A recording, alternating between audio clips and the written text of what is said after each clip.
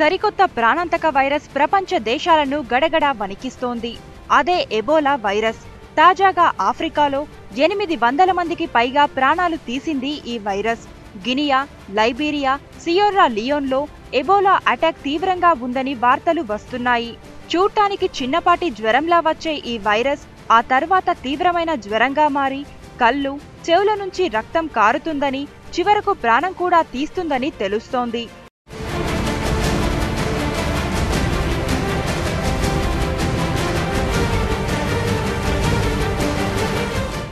ఈ వైరస్ సోకిన రోగికి చికిత్స అందించే డాక్టర్లను కూడా ఇది కబలించే ప్రమాదం ఉందని అంటున్నారు.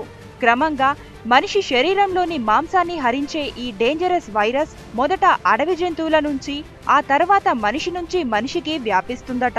దీనికి సరైన చికిత్స అంటూ ఇప్పటి వరకు లేదు. ఎబోలా వైరస్ టెర్రరిస్టుల చేతిలో పడితే భారీ జననష్టం తప్పదని కేంబ్రిడ్జ్ యూనివర్సిటీ పరిశోధకులు హెచ్చరిస్తున్నారు. ఈ వైరస్ ను పొడి రూపంలో పేలుడు పదార్థాలతో కలిపి జనం రద్దీ ఉన్న ప్రాంతాల్లో విస్ఫోటనం జరిపితే పెద్ద ఎత్తున రోగవ్యాప్తి జరిగి ప్రాణనష్టం సంభవిస్తుందని అంటున్నారు.